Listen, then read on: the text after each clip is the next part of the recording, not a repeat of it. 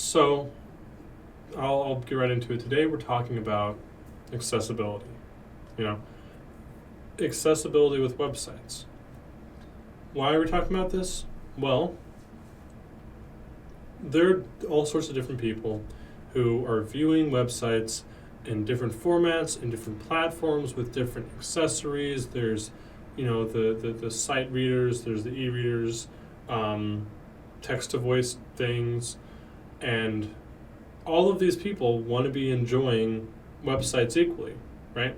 They want to be enjoying the content.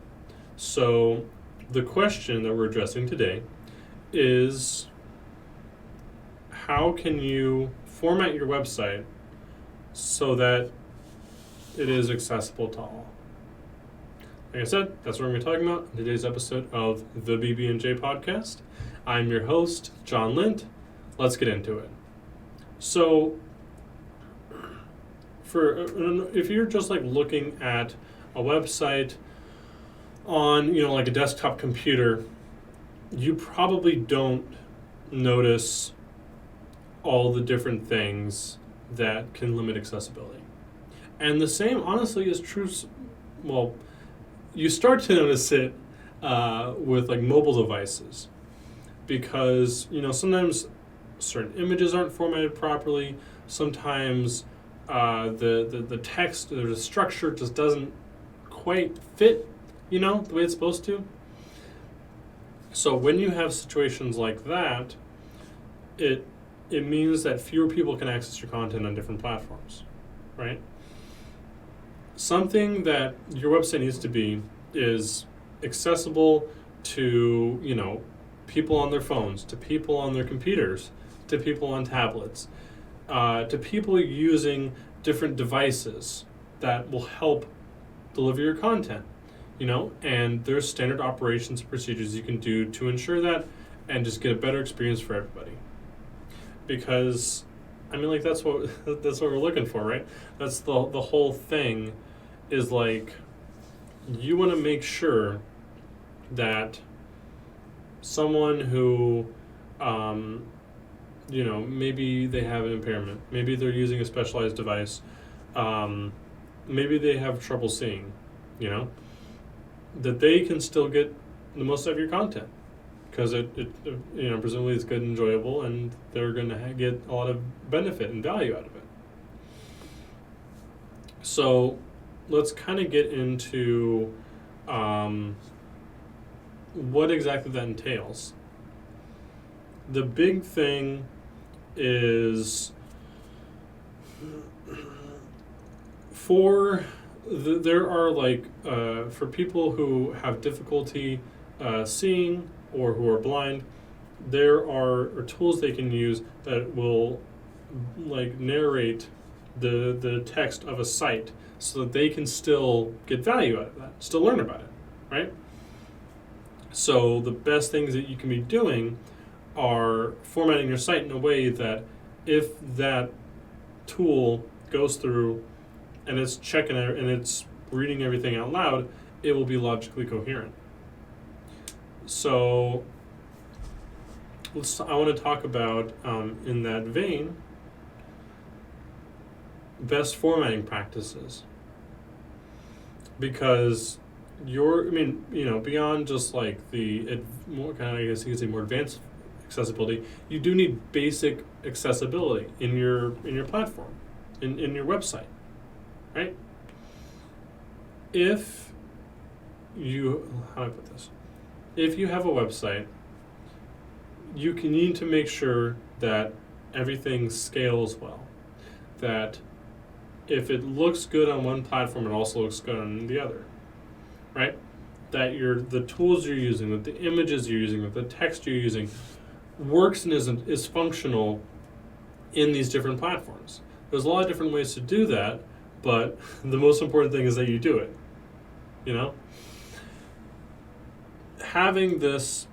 Putting this into practice, it will make a difference. Because if you're formatting, if you already have an existing site, you might have to go back through it. But if you get used to formatting in a way that works best across platforms, then you aren't going to have to reformat it when, all of a sudden I have people calling and telling me that my site doesn't work on their phones. You know?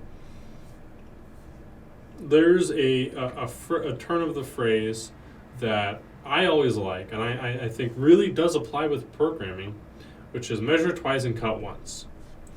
So if you're creating a site, make sure that all that stuff is figured out while you're doing that so that you don't have to go back and change it. If you have an existing site, you probably want to go check now. But that's more of like a question of, if you have a website, it's better to be proactive about changes rather than reactive, right? So go through, look at your site on different formats and different contexts, make sure that everything looks good, looks right, and works, so that it's you figuring that out, it's you addressing that, and not a potential customer, a potential client, Better to be proactive than reactive. I don't want that for any of you to have to scramble, rush last minute to try to figure out, my site doesn't look right on tablet screens,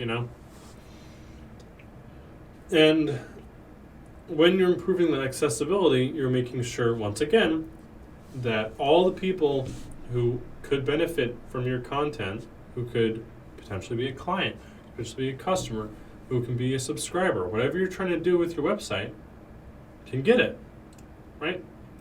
I've talked about it before. Websites are a great way to, a great place to drive traffic to, where you have ultimate control of your content and you can get them to do a specific thing.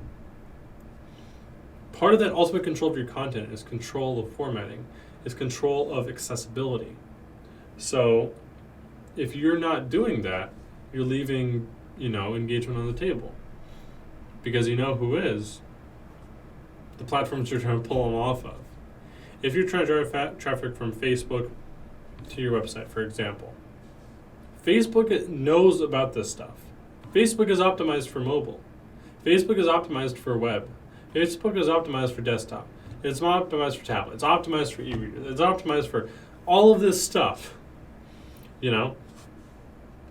Is the major websites are doing this right now. They are making sure that their platforms are accessible to everyone as widely as possible, because that gets results. That due diligence, that work pays off consistently in the form of new business, in the form of money, in the form of engagement, and whatever you're trying to do, it makes a difference. The last thing that I do want to talk about before I kind of close up is keeping your pages screen reader friendly. So what do I mean by that?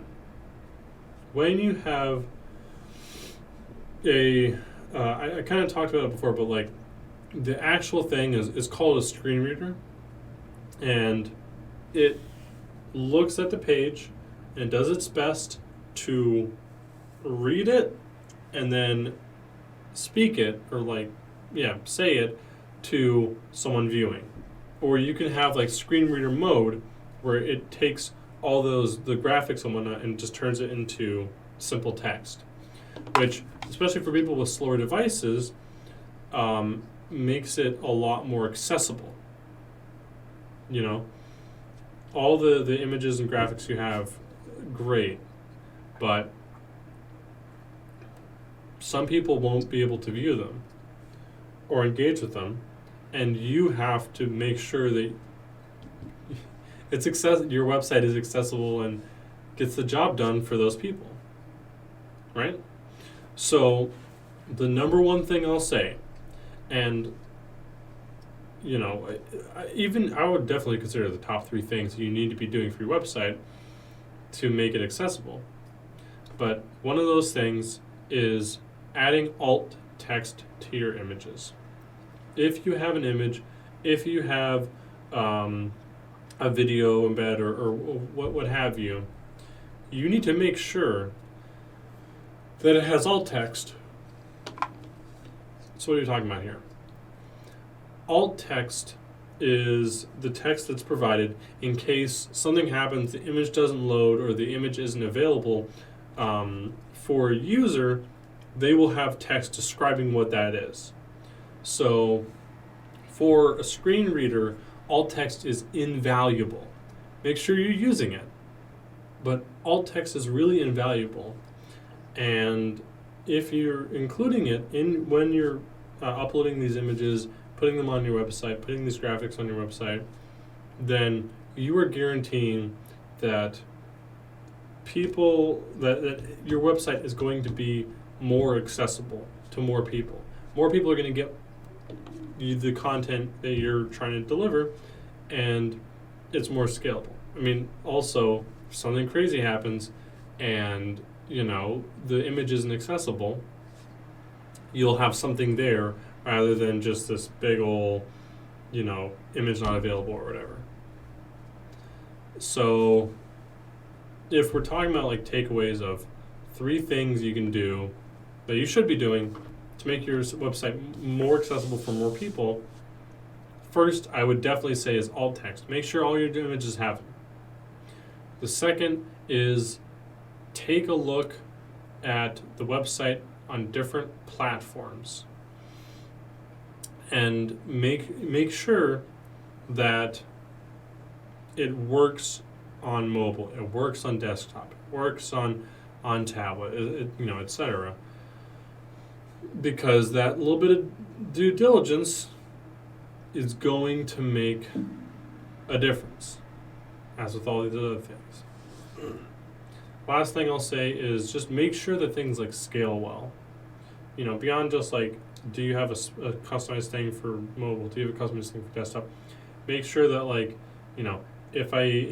if you're on desktop and you're adjusting the screen size, it doesn't completely destroy your website. I'm reminded of like the memes about Microsoft Word, where it's like you drag an image like 1 pixel and the whole thing just becomes a formatting mess. Like that can happen on desktop. So make sure that when you're dragging it, it's not throwing everything off into the ether, But that's about all I have for you today. I'd really appreciate you guys sticking around, these mini seasons. We're on season 2, which is so exciting. But I'm definitely going to get more into accessibility, a little bit more into the details of it in future episodes. But this is definitely like a general overview. I'd like to thank you so much for listening and or watching. Make sure to like and subscribe, punch the notification bell, and I'll see you next week.